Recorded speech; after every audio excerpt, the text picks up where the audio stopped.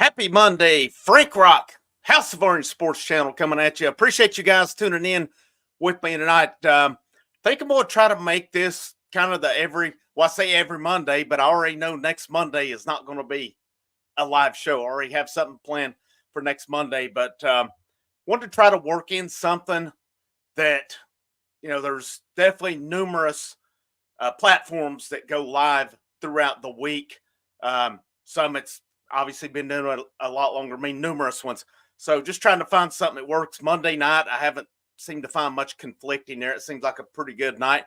And to me, that's a good night to kind of recap the weekend, kind of talk about what's going on in each of the sports. And of course, there's plenty to talk about tonight as well as we get into this. As a lot of news today, big weekend with baseball. Baseball's it's coming down the home stretch at this point. And before we get into the tournament, basketball on the men's, the women's side, both still building rosters out. And of course, football, you could theoretically talk football year round, as there's always something to talk about, whether it's recruiting, the roster, or what have you. So later on in the show tonight, I think we'll talk a little football, a little roster, maybe recruiting as well, kind of look at some rankings on that as well. But I want to start off, actually my first talking point was baseball, but I'd be wrong to start out with that one.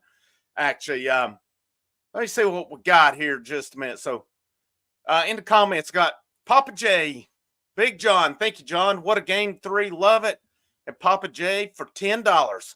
Thank you. Thank you so much for your generosity, Papa J. Appreciate that. He just says, let's go Big Orange.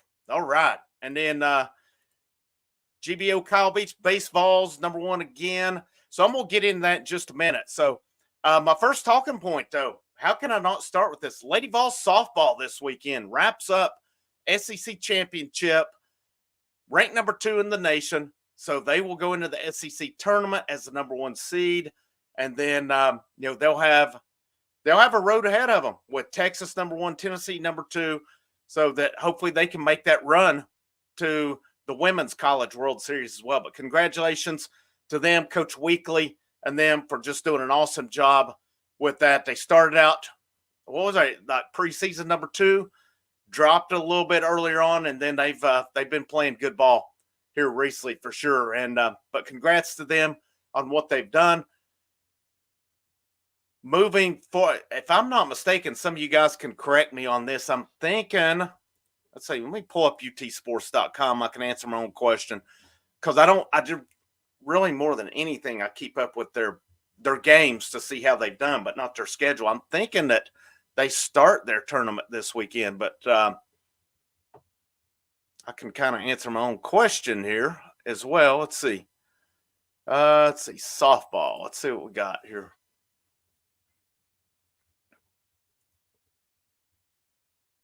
Let's see, back-to-back regular season SEC titles. What is their schedule looking like?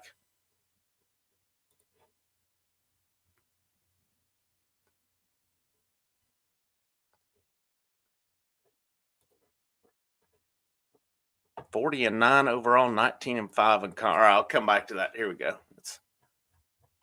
Looks like SEC tournament is tomorrow through Saturday, so I don't think they will play tomorrow. They will. If it's like the men's, they'll get a double bye, so I would think at the earliest they would play on Thursday. So that is in Auburn, Alabama. Good luck to them this weekend, and then as they get ready to go for the College World Series this year, it'd be a big deal for that program to finally get that College World Series. They've had some really good teams over the years, for sure.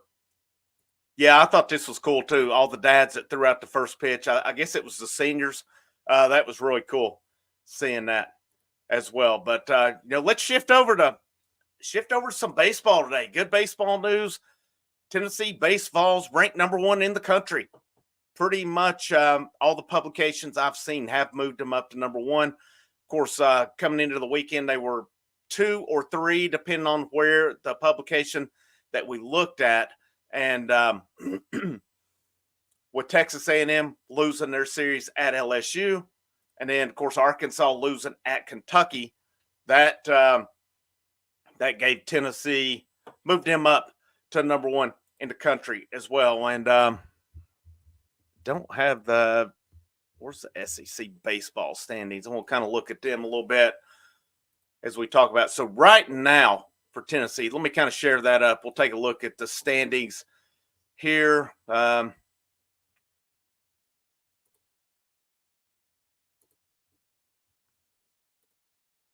we go. Let's share these up here as we look at. So in the East, Kentucky has a 1-game cushion over Tennessee. Now, I still think if you're Tennessee, that Friday night game against Kentucky, wish you had back. There's a few. I want to look at their schedule. I want to go through some of those they wish they had back. But, what team could probably not go back and say that along the way? So that's for the East. And then if you look at overall, Tennessee's tied with with Arkansas for second best record in the conference. So Kentucky won, Tennessee, Arkansas tied at 2. A&M, I guess A&M's technically fourth based on their record. And then you have Mississippi State, you have Georgia and South Carolina tied at 13 and 11. What about Vandy here? 11 and 13. Vandy has not been playing good baseball. And, the thing with them, looking at them, they are, I just had it up here, 25 and 6 at home, 3 and 10 on the road. Vandy has not been good on the road. And in Florida, 10 and 14, 24 and 23. Florida's fighting for their tournament lives right now. And you look here at Alabama, 10 and 14, 29 and 18 overall. They're another one, good at home, not too good on the road. LSU, look at LSU, 9 and 15, 31 and 18 overall. Ole Miss, 9 and 15, 25 and 22. Auburn had some expectations coming into this year. There were some publications that had them going to the College World Series this year. 4 and 20 in conference. Who would have thought coming into the year? Can't remember. I think it was some of the writers at D1, and I could be wrong on that, but there was some pretty high hopes for Auburn.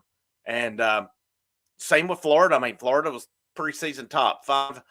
So, Tennessee has a chance to finish the season number 1 in the conference. They have a chance to win it because Kentucky, I'm trying to think, Kentucky has, I think, Florida and Vanderbilt left, if I'm not mistaken.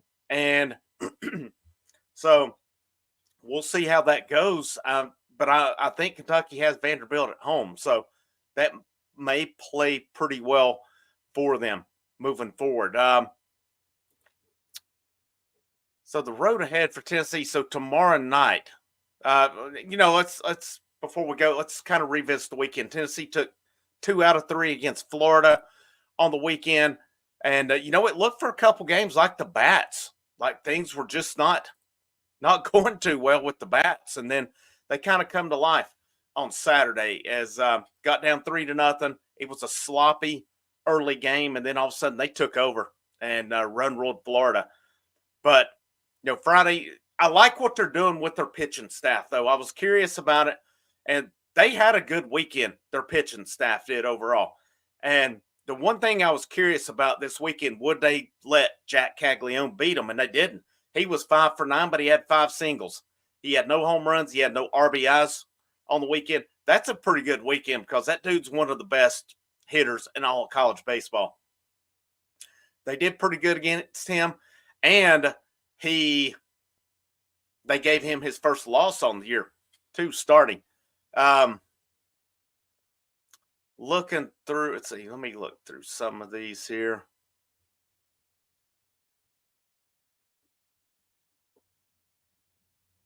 Let's see where we're at. Yeah, I agree here. Auburn's coach, that's not too good. See, Papa J, we should have swept the series, not for mistakes. Yeah, I think so. I think got to look back to that Saturday game and think that's one that they could have won.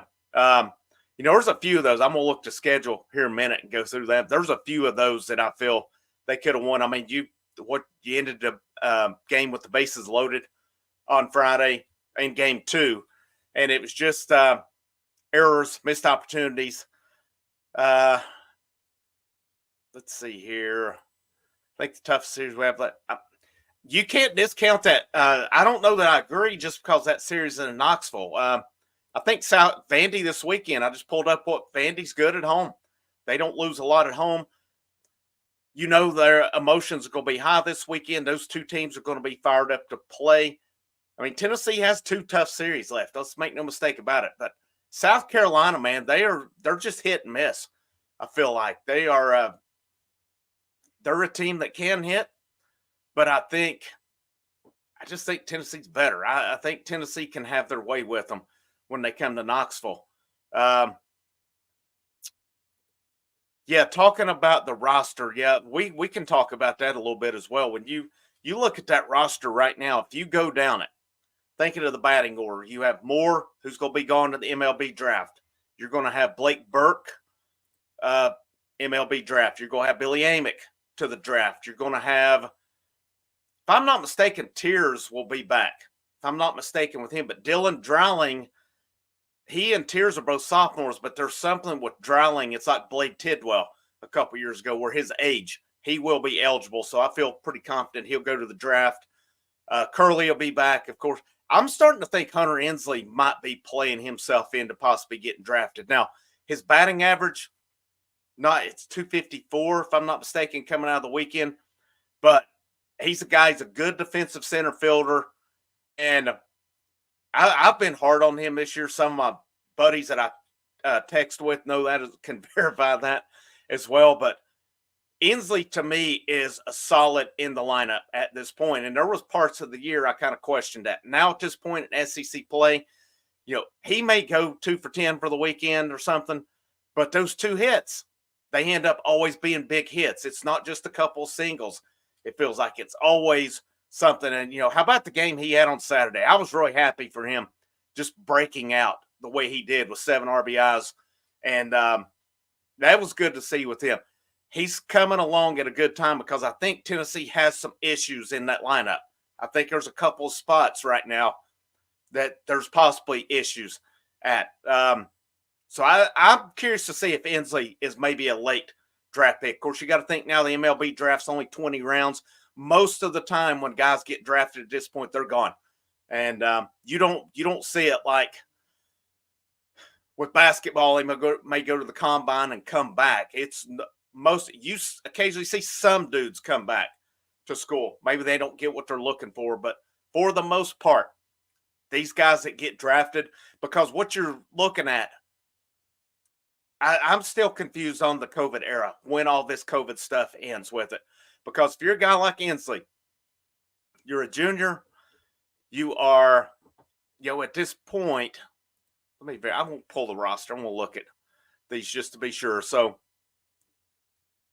Ensley's a redshirt junior. So if he doesn't have a COVID year available, which I'm not sure that he does, I've got to think that's ending at any time now.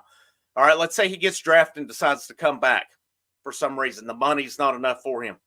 He's losing his leverage after this year, because when major league teams draft dudes who are out of eligibility, if you draft them 18th, 19th, 20th round, they don't have the leverage to negotiate with these signing bonuses and stuff. So if Ensley gets drafted, he'll have a little bit more leverage this year. It's kind of like Jared Dickey last year. Dickey went a little later than expected, but he had leverage with his signing bonus. Had he have come back this year, number one, he could have possibly improved his stock. Number two, though, it could have went the other way, and he wouldn't have had the leverage for that signing bonus, because teams have an allotment with their signing bonuses, and they can't just give that first-round pick what they want. They have to balance it out with it. So it'll be interesting to see with that with Ensley.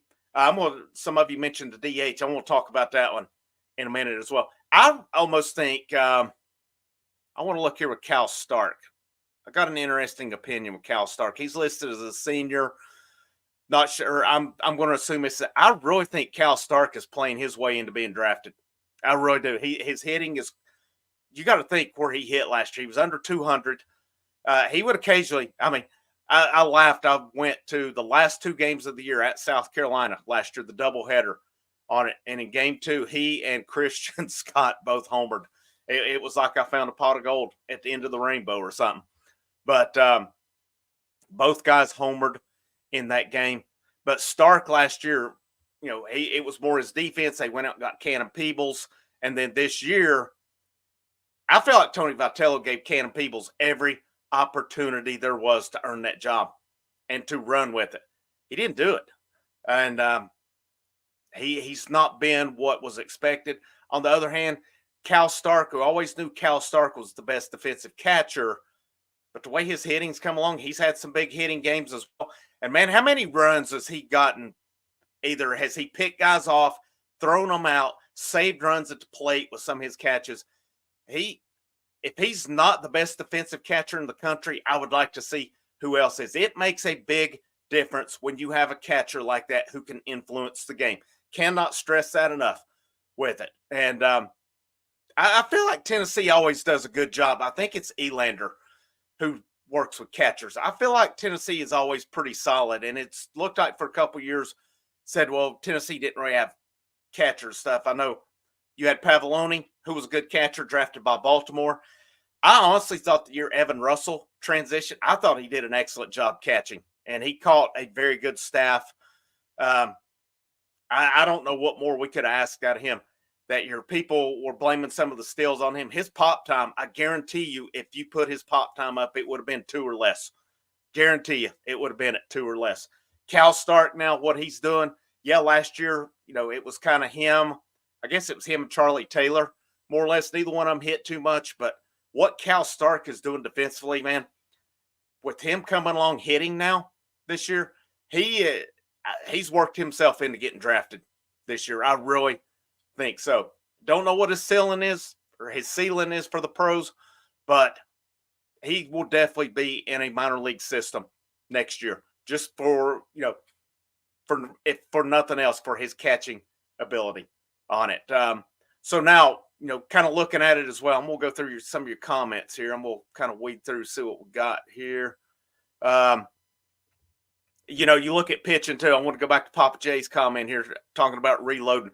Stark gone, so you got to think next year Cannon Peebles takes over there.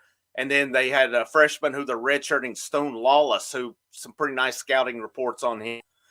With Amick gone, I think you've got Curley and Antigua. Now, I've got some thoughts on that. Some of you, again, I'll get to some of the thoughts on that in a minute. I think Antigua short, Curley at third. I saw somebody cover it and said, well, Dean Curley's the best shortstop in the Southeastern Conference right now defensively.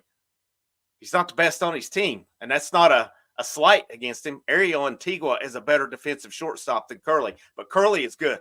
Curley is really good at it as well. But I think that's where you go there. Second base, I'm curious. Now, they've mentioned a dude on the team, Alex Perry, and we've seen little of him. I've heard Tony Vitello talk highly of him. So does Alex Perry get some run next year? Recruiting classes, I don't know where they go. They're going to have to hit the portal. Outfield-wise, I'm pretty sure Kavares Tears is back. I'm going to look at the roster here. I'll share my screen. That way we can look at it together here. I don't have slides pulled up. Let's see. All right, let me pull the roster here. So just going through it, Christian Moore Jr., here's Antigua, Alex Perry Jr. So he's out of Pearl River Community College, 6'4", 206. That's a pretty good sized dude. Peebles, sophomore, he'll be back. Hopefully Peebles will stick it out. And because it'll be his show next year. It'll be him and Lawless. Bradkey Laurie, that's a guy who had some pretty good numbers in JUCO. Could he possibly get things going again this year? I'll get back to the pitching here in a minute. Dreiling is a sophomore. Like I said, something with his age is going to enable him to be drafted. So he's good. I'm really curious to see in the majors if they try to tweak his swing, because I'm just really shocked by the pop that he gets. I know his exit velo has to be good as well, because he hits some hard balls. He's got a funky swing, man. But hey, what works. So I'm a firm believer in the pros. It's one thing if they want to tweak with swings. Me, firm believer growing up, if that's what works, if he's hitting, why mess with it? Inslee, redshirt junior. Like I said, I really think he's playing his way into getting drafted just because he's a real good defensive center fielder. And the guy's he's been pretty clutch, I would say. Like I said, it may not be a weekend where he's got a great average, but it seems like those hits he gets are always big hits. Stark is a senior. Here's Reese Chapman. Chapman is one I want to see take that next step in the offseason. He's a guy right now, midweek game seems to do pretty good. Weekend results, it's not working out. He'll have his opportunity next year to be that everyday guy. And I'd like to see him. You think of a Drawling, you think of a Tiers, you think of some of these guys, how they progress from last year to this year. Hopefully we'll see that out of Chapman as well. Charlie Taylor, redshirt junior. Good Lord, he's going to be back again next year. I feel like he's been there for 10 years now. Dalton Bargo, that's a guy, too, that's kind of been hit and miss. Robin Villeneuve, dude started out hot, and they've got the book on him in the conference. Colby Backus, I thought it was interesting that they pulled him after one at bat on Saturday, especially for Villeneuve, and Villeneuve looked bad. He has looked so bad recently in conference play. I feel like the breaking balls, you groove him a fastball, he's probably going to do something with it, but he struggles with the breaking balls. Dean Curley's a stud. Dean Curley is a stud. I know his bat's kind of tailed off a little bit, but you just think next year and the year after, this dude is going to be, I'm going on record now, this dude will be a high first-round pick. I'm not saying top 5 or nothing. He'll be a top 15 pick in 2 years. I'm going on record with it. Blake Burke, he'll be gone. There's Lawless, the freshman. Let's see here. So we're getting in. There's Blake Grimmer. That's a freshman. A lot of your infielders now, it looks like, are freshmen that I'm getting to. And then you look at pitching. Sechrist is a senior. Just going through. Kirby Cannell, this will be his last year. This year, A.J. Russell, I've got some little talk about him. Beam will be, I think, a first or second round pick. I'm not convinced he'll be a first. He might. I could see Aaron Combs, redshirt. I could see Aaron Combs getting drafted, especially the way he stepped up. Stamos is a grad transfer from Cal, so this is it for him. Oh, Kavaris Tiers, redshirt sophomore. Tiers can be drafted too then.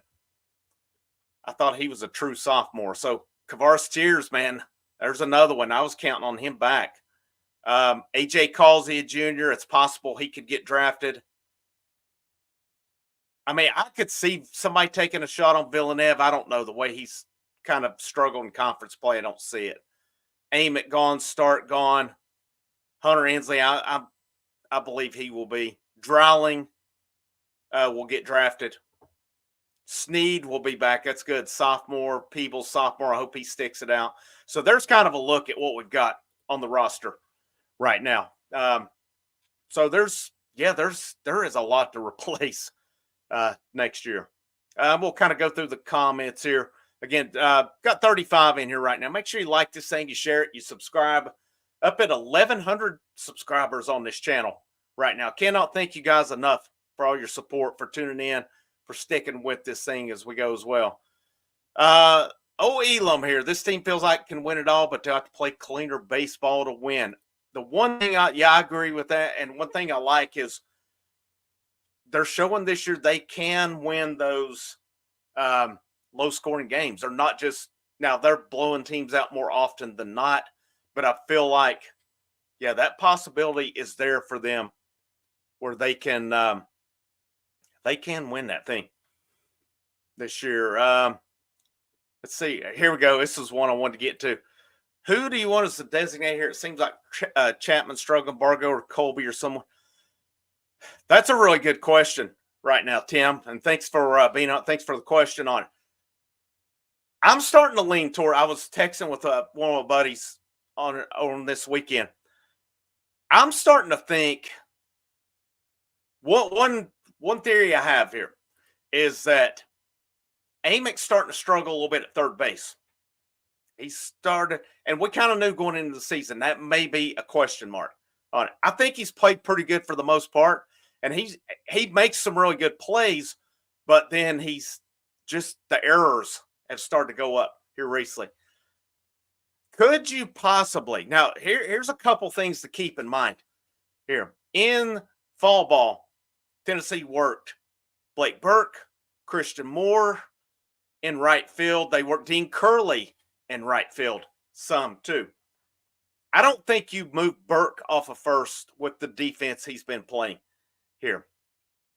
I don't think you move Moore off a second just because I don't know who you put there. Amick, I don't think's a second baseman on it. One theory I could have is you could maybe put Burke and Wright and move Amick to first. Another one I have, though, is you DH Amick, you put Curley at third, you put Antigua at short if he's going to swing the bat. Maybe get him some more midweek at bats, see what he does a little bit on the weekend. You've only got a couple series left to do it. I would test some guys out in the SEC tournament too, because frankly, I just don't know how much weight gets put on that in terms of hosting regionals. Super. I think Tennessee, barring a collapse down the stretch, is a host or a lock to host. Definitely a regional and probably a super regional as well if they make it that far.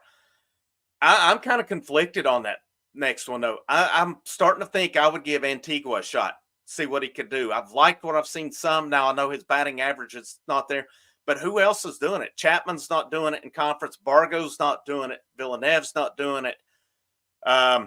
Backus has not really gotten much opportunity. He only got the one at bat, and then they pulled him. And I don't know.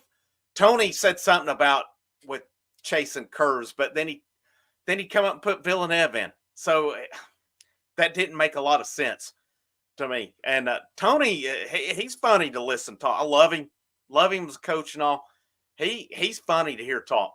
He really he goes on some just, I don't know what he's talking about sometimes. It's pretty funny to keep up with. But I think right now you have right field and DH there.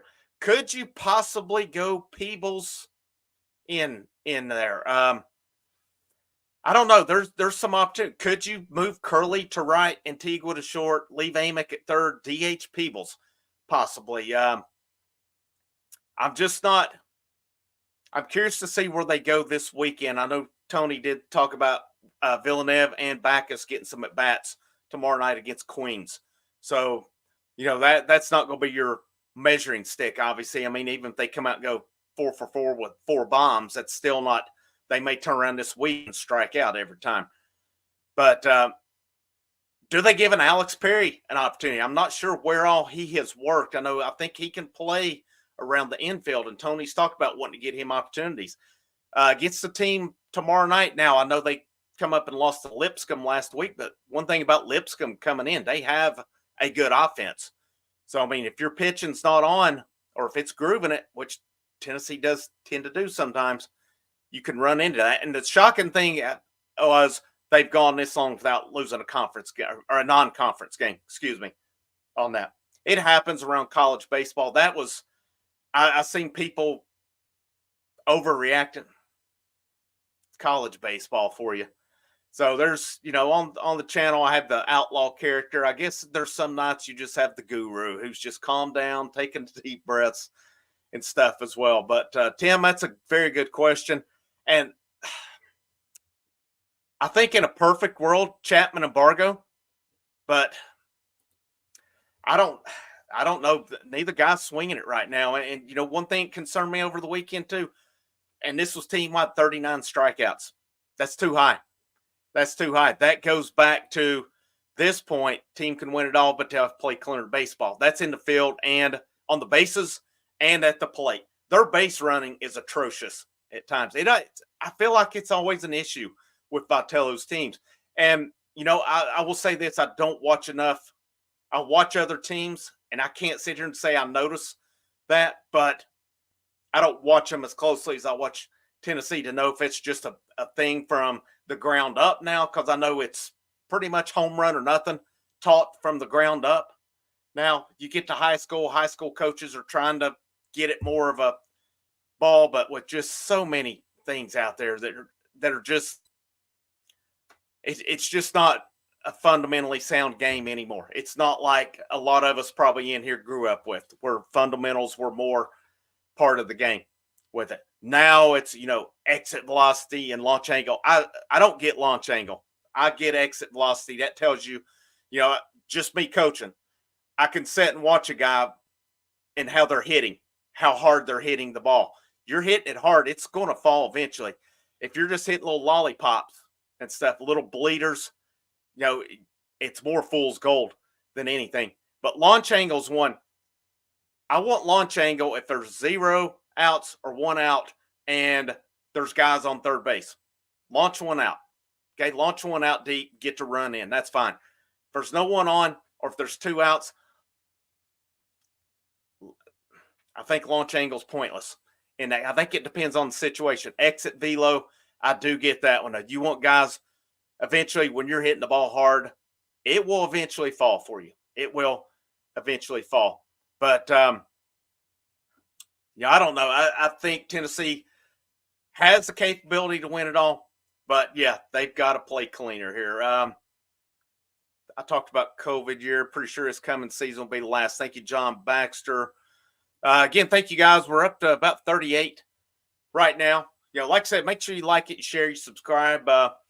If you want to say a thanks on here, got super chats and super thanks available as well. If you want to throw a little money at the old House of Orange, we're definitely not going to turn that down. Definitely appreciative of any super chats you want to throw at us as well on here. Because let's face it, when you do YouTube, you get up there, you want to make a little money off of it. I'm not going to sit and lie about it. Anybody that does it eventually wants to. So, if you like the content stuff, you want to say thanks, it's always appreciated.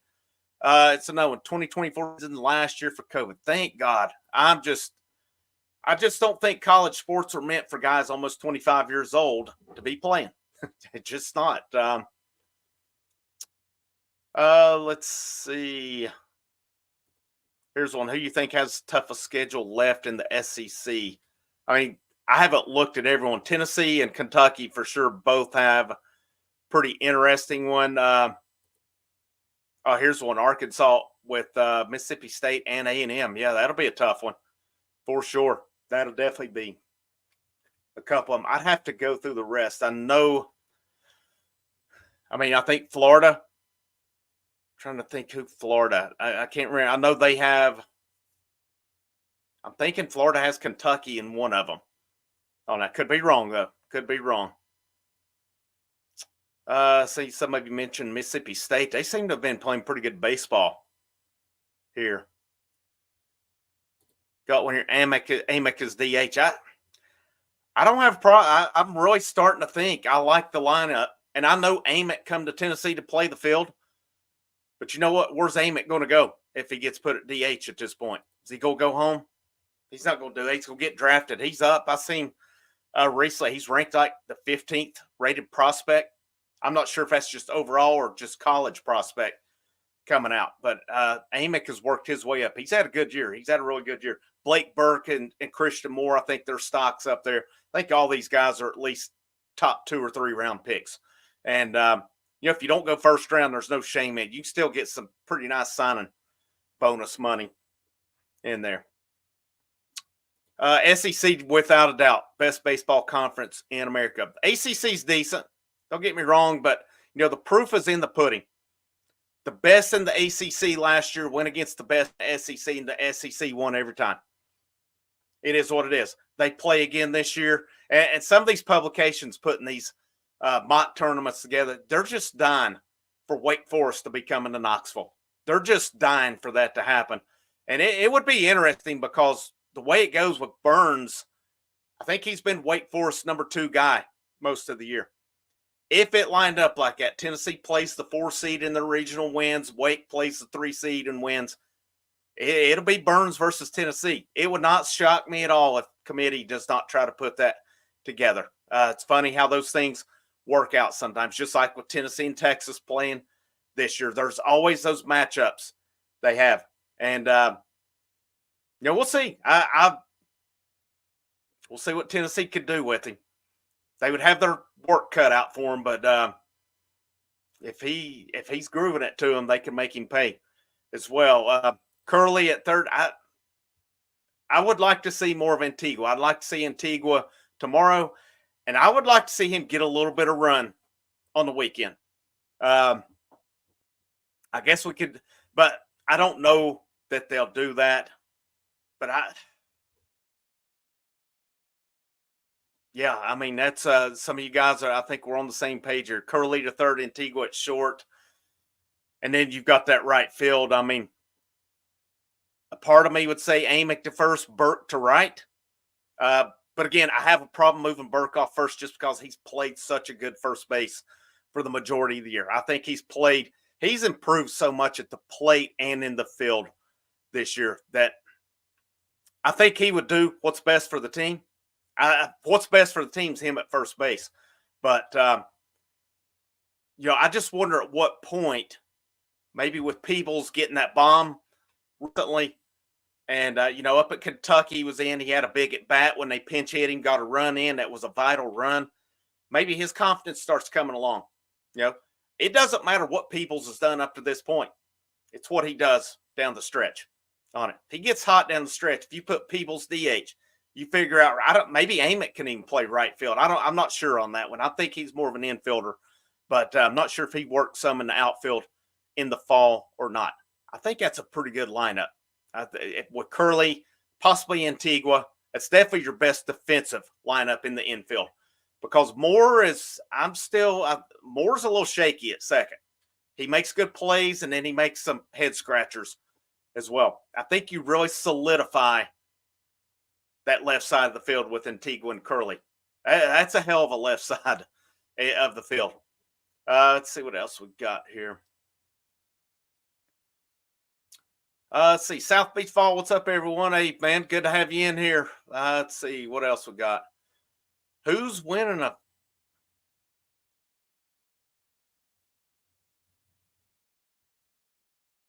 Let's see here. I think we've got this one last. It's always a good one. Now, who's winning a natty first? Botello, Weekly, Barnes, or Heupel? Man, I'm almost going to go with Weekly. I think Weekly's getting close. I think Weekly is getting close on it. See, some of you say Barnes. I'd like to see Barnes get one. Let's see what else we got. All right, pretty much caught up on that. Again, make sure you like this thing, share it, subscribe. Hopefully we'll pick up some more members tonight. If there's anybody that hasn't checked it out, send it along to them as well. We're up to about 37. Like I said, super chats, super thanks are available. If you want to say thanks on here, feel free to throw some in the old tip bucket there as well. So talked a little baseball tonight. One last thing before I move on to other stuff was the road ahead. Well, actually, two, and I want to talk about A.J. Russell. So the road ahead, Tennessee's got Queens tomorrow night. I just assumed that was Queens, New York. It's actually Queens of Charlotte, and apparently they're in the A-Sun right now as well. So I was looking at them earlier on here. So Queens, they are 12-36 overall, 8-16 in the A-Sun. So I think you probably see a heavy dose of your guys who don't throw on the weekend. I'd be surprised. Sometimes you may see Snead in there, but I don't think we'll see Snead tomorrow. I think that'll be a game tomorrow night with Tennessee. I would expect to see a lot of guys pitch and a lot of guys at bat. I think Tony's got some tinkering to do, some tweaking to do with that lineup, because right now the DH and right field spots, I feel like are up for grab. I really do. I just feel like, he's changing them out. He's trying things to get it going. And you think about it, it's pretty fascinating to me. This team's ranked number 1 right now with a pitching staff that has been, I feel the weekend staff the last couple of weeks has been really good.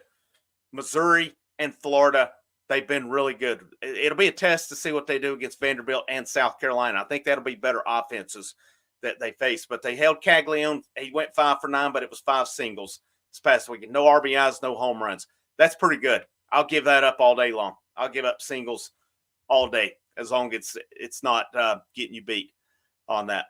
But look at that schedule. And I talked about earlier. There's some games you could look back on in conference, like the Alabama game, the series decider on Sunday. I think they left Snead out there too long. Tony Vitello knows it. Everyone knows it. Snead was getting hit hard, and he's earned the right to stay out, but there's a point you got to pull him, and that come back to bite him in that game. One of the ones I thought was really good, I thought was impressive, was that Georgia series. They got blown out on Friday night, and then they turned around. They were getting blown out on Saturday, and they turned around to win comfortably. And then Sunday they come back and held Georgia scoreless. I thought that was an impressive series because Georgia can hit. That's a really good offense at Georgia. But I think you got to look at Kentucky game one. That was one they would like to have back. And I think you look at Florida Saturday. That's one they would like to have back as well. That's 4 games. Now, are there some other teams could possibly look at? Sure. Absolutely. But, for the pitching issues they've had, offense has been pretty good for the most part. Went through a little bit of a sluggish spell up till the weekend, and I felt they kind of got out of that on Saturday. I'm never going to sit here. I don't think there will ever be a day we sit here and say that a Tony Vitello team's the most fundamentally sound team out there. But you know what? They get results. They get the job done. I do have questions. How does that translate to Omaha? Can they do it? But here's the thing that's being overlooked right now. They kind of have a little thing going, and it's working pretty well with Stamos going, a couple innings maybe on Friday. And then ever since Causey has come out of the pen, he's been on fire. He has been on fire pitching. He really only had a couple bad outings. Other than that, he has pitched his ass off on Friday nights. Beam, you know what you're getting out of Beam. He's going to be solid. If teams get to him early, that's where they got to get him. The further he goes, the better he gets. Beam's problem is it got him Saturday against Florida. He grooves too many. He grooves too many of them. And you can't do that against some of these good hitters. You just can't do it, get away with it. But Beam's solid. You know what you're getting out of him. And then Sunday, they've got a pretty good little thing going with Sechrist and then Snead. And I thought Saturday was arguably Snead's best outing of the season. And he's pitched multiple good games, but I just thought he had real good command. He had 7 strikeouts in 5 innings. I thought he threw great on Saturday. Really good baseball out of him. And then, of course, they didn't have to go to anybody else on it. Combs was pitching better. Cannell is more of a matchup guy, I feel like. You saw Loy get a little bit of time and did get over the weekend. I think guys like Marcus Phillips, they would ideally like to have him, but he got hit pretty hard last week against Lipscomb. Some of his problem had been walks as well. But I don't think this is a perfect team, but I think it's a team that continues doing things. And they're still messing with things. I would totally find them in the SEC tournament, tweak some things and mess around with it. I just don't think it's going to matter on that unless you're wanting to be by that point. If you're a 1 or 2 seed in the SEC, you're going to be up for hosting a super regional. When you get to Omaha, I think all bets are off anyway. You're going to have to play the best of the best to win it anyhow. So, we'll go with that. But and the last thing, AJ Russell. Talk about pitching. AJ Russell, I talked about it. There was an article on 24/7 talked about he is making strides. And he's scheduled to throw a bullpen, I think, this week. And Tony Vitello talked about he's still getting a little bit of arm soreness, so they have to watch him a little bit. So I don't know. They've not said for sure he's coming back. I think the hope is he'll be back for the tournament. I don't think he'll start any unless it's like an opener, 1 or 2 innings. But hopefully he can get back to get a little bit of time in. I would expect no more than an inning or 2 out of him, though, the rest of this year. And then hopefully they can, whatever they need to, hopefully they can clean that arm up, get it healthy before next year, and he can come out and be that Friday night guy. But so we'll wrap up baseball, and we'll shift to a little bit of basketball talk, and we'll go probably not a whole lot to talk about on the basketball front, but men's basketball. So it was I did a video over the weekend that Ben Hammond, point guard out of Virginia, was supposed to be visiting today. Apparently, that has changed. That Tennessee went and visited him. I don't know where they go from there, but he is not visiting, so I'm assuming they are not pursuing him now. It seemed like kind of another version of a Zakai Ziegler to me, just his size, his speed and stuff. But I don't know the reasons or anything, but I do know that it was mentioned today. I saw where he will not be visiting. So I think that what we're looking at moving forward is that, they're waiting on Chaz Lanier. I think that's the big one right now. Michael Elam, $10 super sticker. Thank you, sir. Appreciate that. Thank you for your generosity on that. Always appreciated, guys. Thanks so much on that. Let's see if I can see. Still a little new to some of this, but yes, thank you so much. Appreciate that on here. Tim Dewberry said, I heard Tennessee backed off on him. That's kind of what I read as well. So I wonder if they didn't like the size or what happened. Sometimes you see the guys in person, that changes them. I don't know. That's a speculation on my part. Lanier, I think, is one dependent on what he does with the NBA draft. There have been crystal ball projections for him to come back. That would be just a great pickup for Tennessee, but I don't think it's one that is for sure, because Maryland, from what I've seen, is going to be a factor there. Possibly Kentucky. I've read something where he possibly FaceTimed with BYU or Zoomed with them, but I got to think Tennessee has a real shot at that one. And, we'll see. If it comes down to NIL money, Tennessee needs to pay it. That guy can be Chaz is coming, book it. There it is. There it is right there.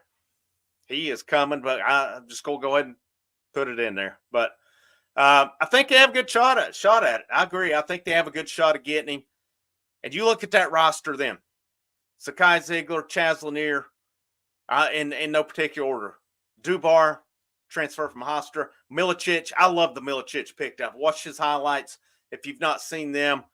If you hadn't seen, let me see if I can pull some of his highlights here. There was one game I was looking at with him, and this dude is not just a 6'10" post-up guy or anything like that. This guy could do some playing here. Let's see. Here we go. This is a good one. Let me share my screen here. And probably a lot of you have already watched it, but still pull them up. Here, Igor Milicic Jr., no kin to Darko Milicic. So, are you sick of having issues with your webinars, wasting tons of time on troubleshooting with attendees? There we go. All right, so take a look at this. Let me check. That's him, 24. So he can run, he can finish, good passer right here from deep. Look here, bang. I don't know where in the flip they're playing here, but that looks like a high school gym they're playing in. There he is from the corner. I want to see one where he drives the lane. There he is from the corner again. He likes that corner shot. You got to keep in mind, too, this dude is 6'10". There it is, that same spot. Bang. Here he is, left corner, almost left corner. I think he shot, 37% from three-point range. There he is in that corner again. I want to see the one where he drives the lane. There it is, corner. He likes that corner. Maybe this is it. Here we go. Nope, that's a good pass, though. There was one on here, and I don't know exactly where it is, where another good pass. He drives the lane, and he finishes with authority. So this dude, he looks to me, he's not even rated on some of the transfer. Look here, another awesome pass. What a finish, too. There he is, Pat. He can rebound. I think he had about 8.5 rebounds on the year. There's a block. I'll kind of look at these. I'm really wanting to see the one of him driving. There's another block. Look here. Pretty good moves there. Pretty good moves for a 6'10" guy. What we got here? Top of the key. Oh, man. Top of the key here. No, here we go. Oh, look at the move. Boom. I like this dude. I like this pickup. There's the bank. I wonder if he called it too. All right. So y'all probably heard enough of my commentary on there, but I I like that pickup. That size, what he could add. You saw him swatting some dudes. You saw him just shooting well, driving the lane, passing ability. What can he add? You especially add Chaz Lanier in. You add Darling Stone Dubar. Lanier and Dubar, two of the top 5 offensive, efficient guys in all college basketball last year. You add a guy, Rick Barnes has had success with these European guys. You add Milicic in here with it, he's going to fit pretty nicely down at that 4. You add Akpara in, a guy who is more of a rim protector. And that's not to discount Jonas Adu in there. We can say what we want about Jonas Adu. He had a pretty good year, end of year, not so much in the tournament. Akpara is going to add that rim protector. You get a guy, a 6'10" like Milicic in there. You get a Dubar if he plays the 3 at 6'8". You get Chazler. You got Jemai Mashak in there. You bring in a Cam Carr who's got pretty good size. You add JP Estrella. This is going to be a big team, and it's going to be a very skilled team as well. I'm really excited. And when they get Lanier, you get him, you're going to have 2 roster spots left. And I think ideally, if you're Tennessee, if you could find a couple late 2024 guys in there. And sometimes with Peach Jam coming up down in North Augusta, South Carolina, Barnes has found guys. He found, if I'm not mistaken, I know he found Zakai Ziegler down there and possibly Tobey Awaka too. They could possibly go down to the Peach Jam and find some more guys, some late bloomers, and add in because you can afford. Well, you've also got to factor in a Bishop Boswell. Does he get any time? Could he possibly come in and earn himself a role? I think if you're a freshman at this point, you have to accept 2 things when you come to Tennessee. You should know Rick Barnes is going to expect a lot from you. You better play defense. You better know the plays. From what I read about Freddie DeLeon, he didn't know the plays. Not going to play in that. Cameron Carr, I expect good things out. I expect to see him take a step. I hadn't even mentioned Jordan Gainey on it. You add Lanier, you can afford to get 1 or 2 guys to kind of develop for next year because you're going to need guys. They lose a lot after this season.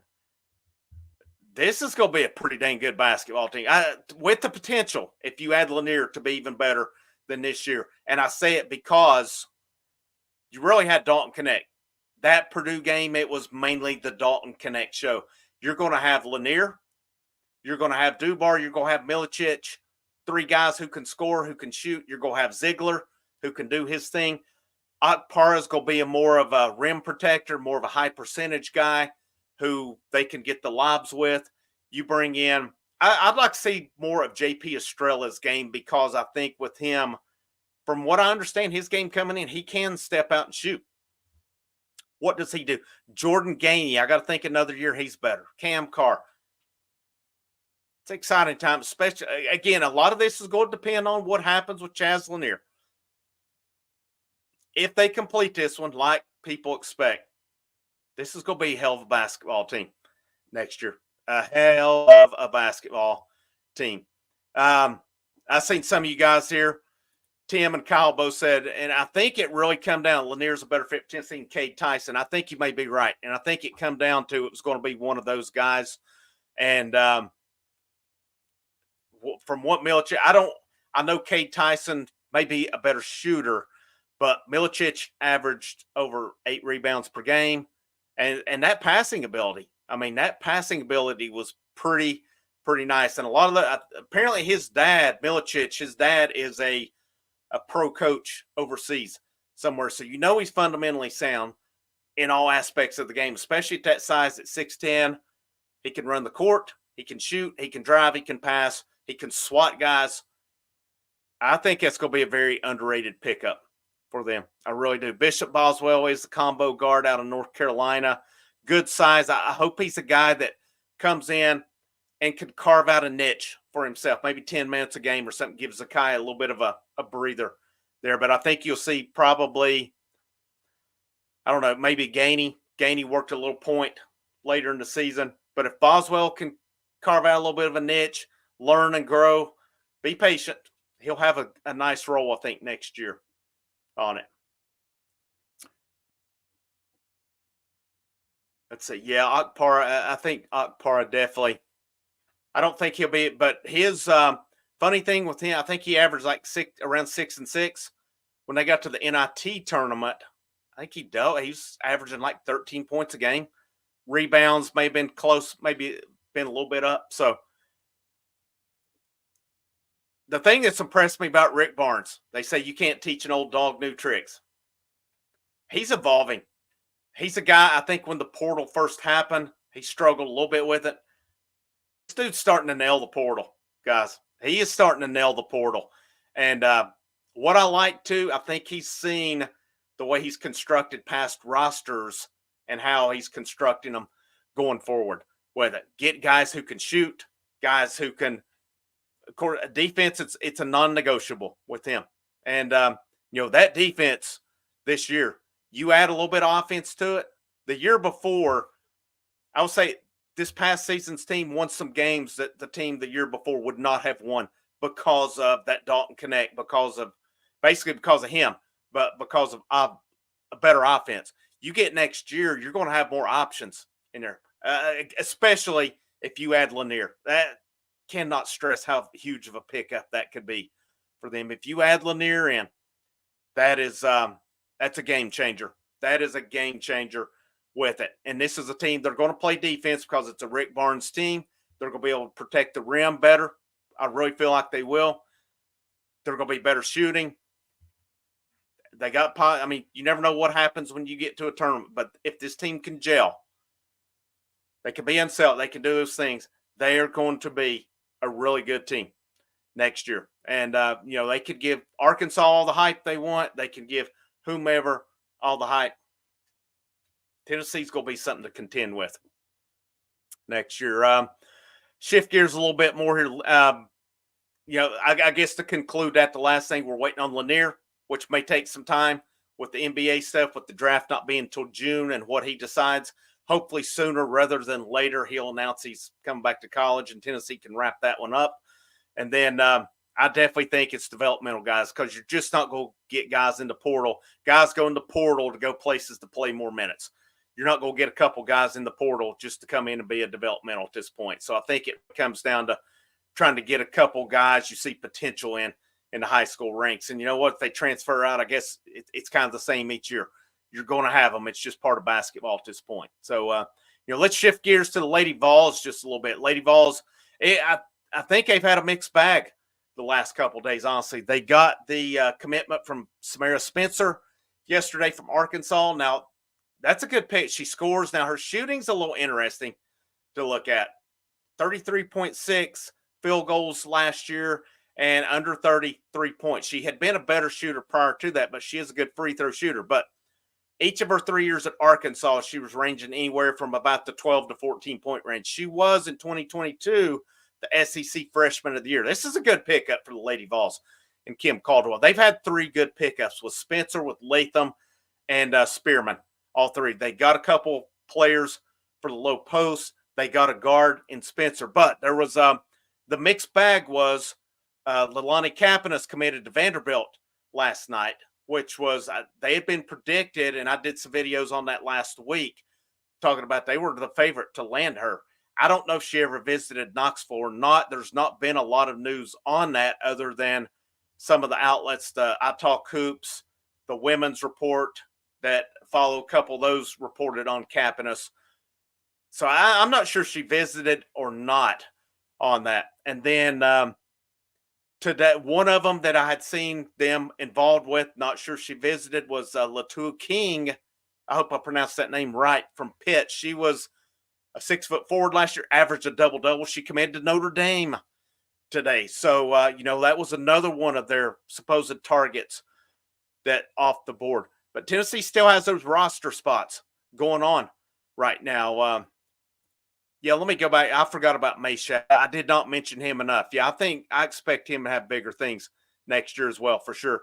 Whitehorn, that's an interesting one here. I'm actually trying to do some digging there on her, as I've just not seen much. Let me see if I can run across anything here on Twitter with her.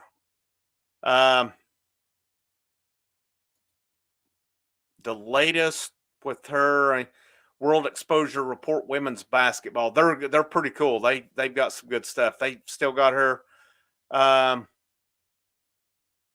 Trendy Hoops. Let's see what Trendy Hoops has got here. Oh, their final. This was 23 hours ago. They had their 7 best transfers available, and Whitehorn is 5th on it. I'm not a few of these that's on it actually committed today. I know King went to Notre Dame. Deja Kelly, who was from North Carolina, went to Oregon. Yeah, you got those. Let's see what else we got here. I'm trying to go through some of these.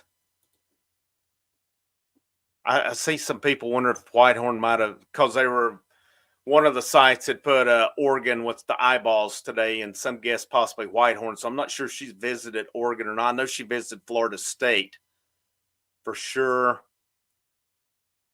I talked hoops yesterday. It was talked about, you know, Lady Vols still in contention for Capinas, who's going to Vandy, and now Whitehorn. I don't think there's much out here on her right now. There's just not. Pretty good side run across that they're a member of the channel here, DeBay. So she's got a pretty good channel as well on here. Run across. It took me a little bit to put 2 and 2 together on here. DeBay, she talks Lady Vols hoops. She has some pretty good stuff. I like it. She went with the debate, and when Candace Parker retired, of course, I think Candace may possibly, she's one of, if not the greatest players of all time. But there is an argument in Tennessee history of is it her or Shamiqua Holtzclaw? I think that's a tough one, because Holtzclaw at Tennessee, I'm just talking about at Tennessee, I think that's a tough one.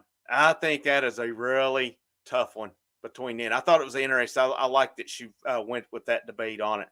But, you know, check her channel out. She's got some good stuff on there. Very knowledgeable about the Lady Vols as well. I'm just not seeing much on here about Whitehorn. I know she was supposed to have visited LSU and canceled on that. So nothing on Ruby Whitehorn right now. You know, hoping Tennessee can get her in the fold, but just nothing updated on that. And of course, they were supposedly, according to iTalk Hoops, had Janae Dwyer, another player from Miami, a guard, visiting supposedly this weekend as well. So there are possibilities out there, and you got to think they're going to twist and pivot to where they need to in the event they don't get a Whitehorn, they don't get a Dwyer. Of course, Dwyer is from Tennessee. She was, I think she was Miss Basketball in her senior year. I'm trying to think where it was.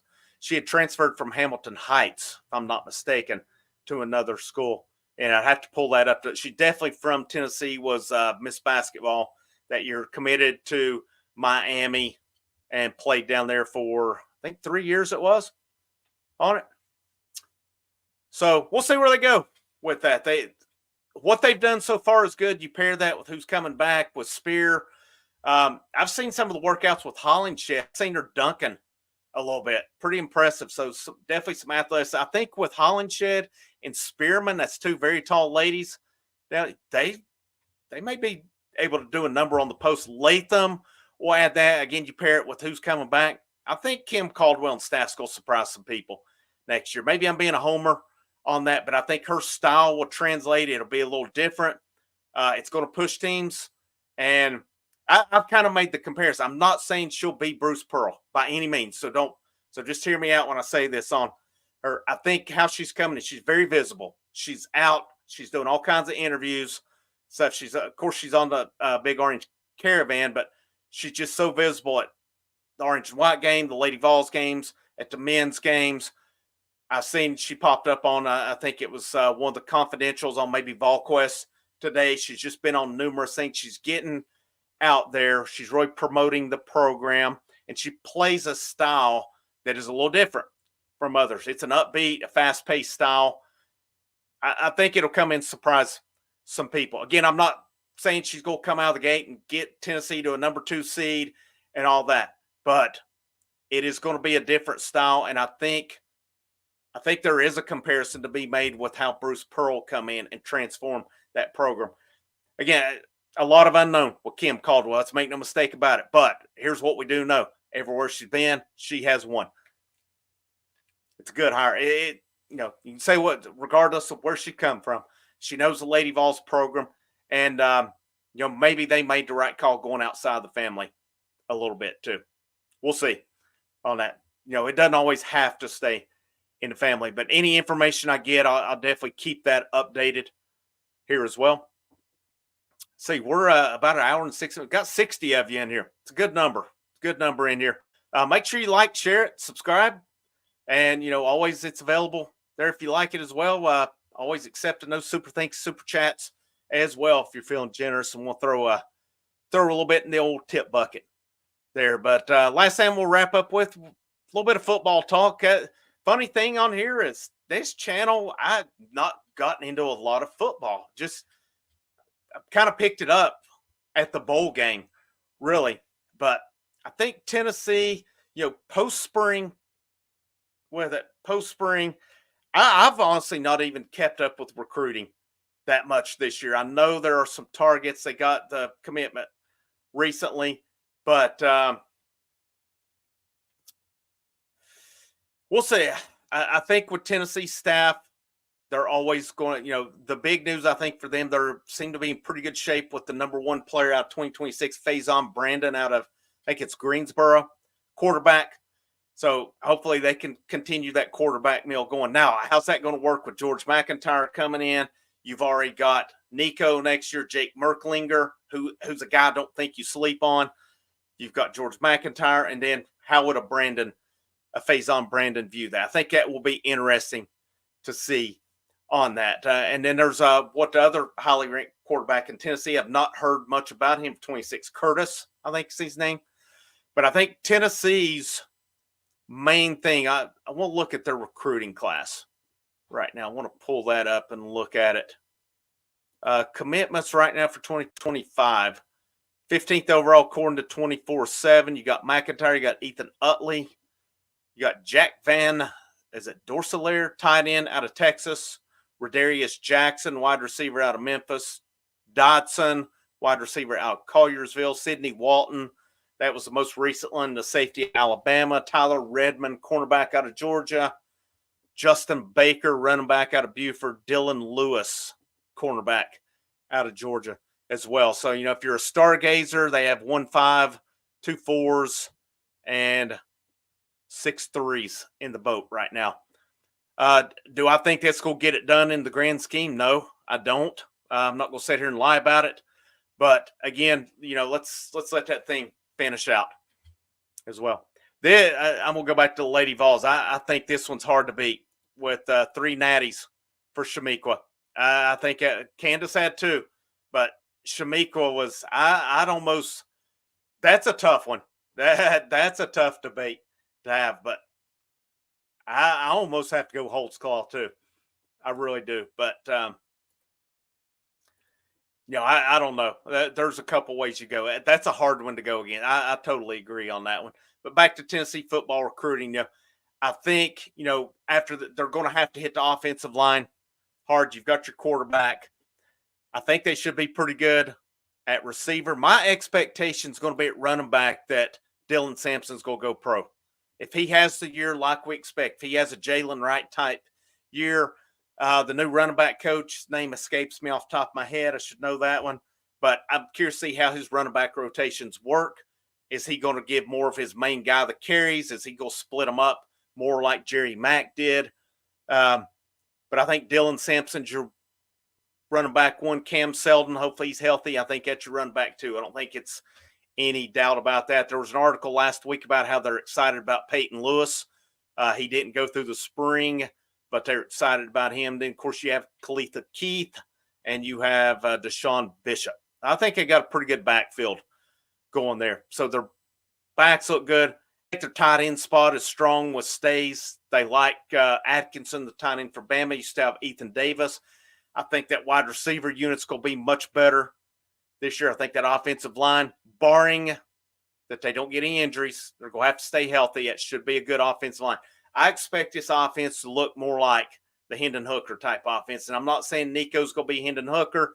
I'm not saying they will be as good as that, but I really expect that to be an explosive offense next year. I think people are underselling just what Nico can do. He got by a lot on his ability in that Iowa game. He wasn't perfect. Were there things he could be better at? Yeah, absolutely. But you could see the ability there. And you give him a good offensive line to block for him that'll let him get out and play his games. I think he's going to be dangerous. I really do. Defense, you're going to have one of the best defensive lines in the whole country. Darrell Sims, that's it. I was thinking it was Sims. So that is it. Come from Cincinnati. Seems to be a pretty good pickup for them as well. I think Tennessee did really good with their two coaches, with Inge and with with Sims this year. I think they did really good there. I'm curious to see, are they going to have a decision to make with defensive back coach after this year? I've taken up for Willie Martinez in the past, but we're going to see. We're going to see what happens with that one, because you're going to have the line. I really think the linebackers are going to be much better. And I think that we're going to see what this secondary is made of. Supposedly they're supposed to be more athletic, more speed, bigger, all these things. And proof's going to be in the pudding. I think if this secondary underachieves again, you got to make a change there. I know Heupel doesn't necessarily like to do that a lot, but your guys who left this past year, you had Mack, who went to the NFL. Jean-Marie went to Michigan. I think he got a promotion in terms of title and money. And frankly, I think that they needed a guy, more of a teacher. Jean-Marie did a great job restocking that room recruiting-wise. I think they needed that guy, an Inge type, to take it to the next level here as well. Expect Nico to be better than Hooker this year. Woo. Man, that's an interesting one. That's a bold one right there. I hope he is. I'm high on Nico. I think he's – and you look at Hooker, what he did. I think the thing with Hooker, I still don't know. Look what he did with Hyatt, with Cedric Tillman. Some of those offensive lines were a little interesting that he had. Tight ends. So we'll see. I don't think there's any excuse for this offense to not be high scoring. Top 10 offense, worst case this year. Going out on a limb. I'm not even going out on a limb. This should be a top 10 offense with all that talent they have at wide receiver. They have it at running back. Granted, barring they stay healthy, barring the offensive line stays healthy, I think they're going to be pretty good. The tight end spot, I feel they've got probably Princeton, Fant, Jacob Warren were pretty good a couple years ago. I think last year you got to throw that one out, and I still to this day don't understand why Nico was not played more. You can say, I guess we can sit and say maybe he wasn't ready, but the fifth-year, sixth-year senior played wasn't ready most of the time either. In that case, I'm going with the freshman all day long. I'm not a college football coach either, so it's easy for me to sit here and say that. But I think with Tennessee, you've got Nico. I think if he gets injured, Gaston Moore. He's been in the program. I think he can step in and do at least as good of a job as Joe Milton does, if not better. And then you got Merklinger if it comes down to it. I think Merklinger still is a guy who's being slept on. I really do. Talking about recruiting too, this is going to be a couple of them. Jordan Matthews, David Sanders. That's your big. Tennessee seems to be in a good position with David Sanders. If you can finish that one off, obviously when guys are taking visits, you can't sleep on anything. But I think with Sanders, that is one that I think that's one. If you're Tennessee, you've got to make sure you get that one. You got to make sure you get that one with Sanders. Looking at that, looking at what they need, they're going after corners, obviously, with the guys they already have in the fold. One or two running backs. I think you need to bring in the event that Sampson leaves, in the event that somebody hits the portal. It's always possible somebody hits the portal. Wide receiver, looking at wide receiver, I'm trying to think. They lose Brew McCoy.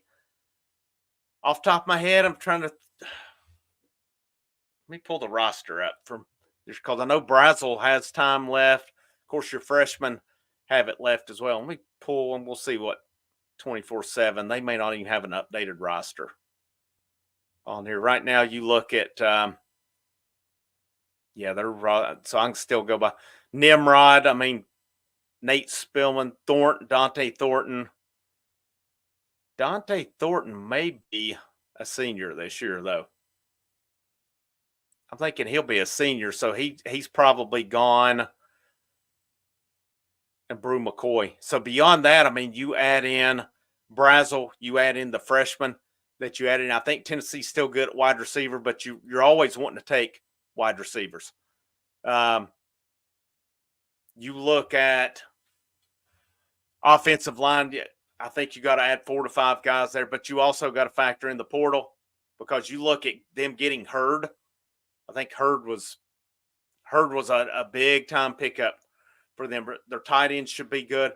So this offense, I really think, barring that they've got a line that their line does what they should this year and next year, as they had a good recruiting class with offensive line. I think this offense is set up for the foreseeable future to be really good. That defensive line, you look at it, you're going to lose Omari Thomas. You're going to lose Norman Lott. Pierce, I think, barring Pierce is going to be off to the NFL draft, and I think we need him to. And I'm not saying I want him to. You always want your best players sticking around, but sometimes, let's face it, with football, you've still got to build that roster through high school. That's how you predominantly build your roster. We need Tennessee having those guys getting their names called on Thursday night at the NFL draft. And we need James Pierce to continue to make that progress and be that top 10 pick that he's projected to be. And some of them even saying he could be the number 1 pick on there as well. Let's see, some of you are debating about Hooker. I'll let you guys debate that one. My thing of it is Hooker's best quarterback we had at Tennessee in a long time. Definitely since Dobbs and I would put him over Dobbs, honestly. But because those Dobbs teams had some talent. Of course, they had an idiot for a coach, too. Taylor Made. Yo, what up, Frank? What's up, Taylor Made? Thanks for tuning in. Appreciate you getting on here. With football, too, the biggest thing this year to me, and some of you guys can chime in here. I'll go just a few more minutes on here before I wrap this thing up. I'm still sticking to 11-1 this coming year. I'm still going 11-1. Would I bet money on that? No, but just because of where they have just crapped the bed on the road the last couple years and stuff, with last year at Florida, the year before that at South Carolina. Really, the Heupel's first year at Florida, that was a good opportunity too, and they went there and just played just horrible. I don't know if it was as bad as this past year, but you think about Missouri, even though I thought Missouri was a better team than Tennessee this past year, they still went down there and just the things they did on the road. That second half at Alabama last year, I don't know what happens to that team on the road. And, some things I don't want to see out of Tennessee next year. 2 games, Florida and Missouri, they looked like sore losers late, taking cheap shots. Now, is it the other quarterback's job to go down or whatever? Sure. But, I don't agree in that case when the game's done of taking a cheap shot on it. Let it play out. They're not trying to score or trying to run the clock. Take your beating as you got at Florida and Missouri and go to the house on it. I did not like some of the things I saw in the game. Calling timeouts and stuff. Lose with dignity. Lose with dignity. You want to get somebody back, get them back. But lose with dignity on it. I don't want to see what happened into those Missouri and Florida games happen again this year if they go on the road and lose. I think the toss-up games on here, I'll pull the schedule up here for next year and look at the toss-up games on this one. Let's share it and go through it together. And I could definitely see somebody saying 9-3 or something. I'll probably put my orange glasses on, to be honest with you on it. And I'm expecting a lot out of the offense. I'm expecting a lot out of that front 7. and maybe I'm putting too much on that secondary, which is unproven. But, a lot of times, especially that line should help that secondary. And I really think the linebackers should be a lot better. So looking at here, Chattanooga, I think I'm still fully expecting that game to get switched to a Thursday night because NC State moved their opener to a Thursday night, and Heupel's not one that likes to get outdone. I would still not be surprised if that game is not a Thursday night game. Duke's Mayo Classic, NC State. That will be an interesting game. I think NC State's going to have a pretty good offense, and they have a pretty good program. That will be an easy game, but I do think at the same time, if Tennessee does what they should, takes care of business, minimizes the mistakes, I think they could win that one by, I'm not going to say they'll just blow them out of the building or blow them out of the stadium, but I think they win it where it's not coming down to the end. Kent State should be a big one. Here's one I could see people saying is the toss-up. I'm saying they'll go to Oklahoma and win. That is one, though. That is one that I think I could see people saying could be a loss. And that's something Tennessee has to prove they can do it on the road. So that's probably one I may be having a little faith before seeing them actually do it on the road. Because this team has not been a good road team under Josh Heupel. Kentucky is the outlier. Tennessee takes care of business there, even though they've not been pretty either. They've allowed Kentucky to look like juggernaut offenses both times they've went there. But I think Tim Banks and that defense will be much better this year. But Oklahoma, people are pretty hyped for them coming into this year. It'll be a tough game. Let's make no mistake about it. But so I could say it. Arkansas, that one's at Fayetteville. I just think that's one you got to go take care of business. At the program, seems to me like there's a lot of negativity going on. You need to go take care of that one. Florida, October 12th. Yeah, in Knoxville. There is no excuse to let Florida come in and beat Tennessee next year. No excuse. And I don't care what has happened in that rivalry before. You need to, at some point, now don't get me wrong, a win over Florida is a win, whether it's by 1 point or 50 points. A win is a win. At some point, you need to kick Florida's ass. And it be no doubt going into that fourth quarter and into the game. At some point, they need to drill them. This is the year to do it in Knoxville. Tennessee's going to have everything there. They're going to have a rowdy crowd there. That crowd's always there to support. It'll be loud. And then you get Alabama the next week. I think Tennessee's got to take care of business there. Will it be an easy game? No, I don't see it. But I do think I think Tennessee's going to be able to put some points on Alabama. And I don't know. It's just one I expect them to take care of business on. Vols are off in Kentucky and Knoxville. Now, I think Kentucky will be a decent team again next year, but coming to Knoxville, I'm taking the Vols, Mississippi State, and Knoxville. That's one, I think, with Levy taking over, he's going to run a similar style as Heupel. So it'll be one that Mississippi State may score some points, but I still think Tennessee's got to, I think they take care of business. Georgia, Athens, that's going to be a rough one. Until Tennessee does it, I'm going with Georgia there. UTEP, win. At Vandy, that'll be a win. So really, to me, Bama, I could see that being one that's potentially, and then at Oklahoma. I think worst case, absolute worst case, I think 9-3. Worst case. But that third loss to me is the tricky one. If you lose at Oklahoma and you lose at Georgia, I don't think there's anything to be ashamed of on that one. I don't think there's any shame in those because you may possibly be playing two top 10 teams there. Depending on that third, if they were to lose a third one, depending on who it's to and how it happens, that could be one of those. That could be your South Carolina, your Florida from the last couple of years. All right. I just don't I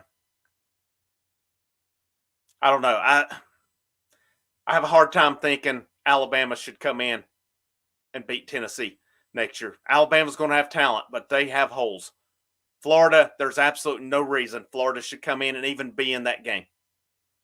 But knowing the Florida game, it'll go right down to the end on it. Nothing would surprise me on that. So losing to Georgia, somebody upsetting us. I see this one here. And I've seen some real good teams from the past lose one game they shouldn't. They've done it. Yeah, they've done it so many times. I was at that South Carolina game 2 years ago, and it was just, oh my gosh, could not believe what I was watching. Because at first it's like, all right, they got an early score, and then Tennessee answered, and then South Carolina scored again, and then they kept scoring. And I was like, it got the points like, man, we're in trouble. Because Tennessee was not answering every possession. South Carolina was just doing what they wanted with it. They exposed something, whatever the heck happened that week. But it was a couple plays that they were lighting the linebackers up in space and killing them. And then the corners were awful that night. Nothing went right that night. That was just an unbelievable game. So many unbelievable things that night. What an awful experience it was. I cannot stress that one.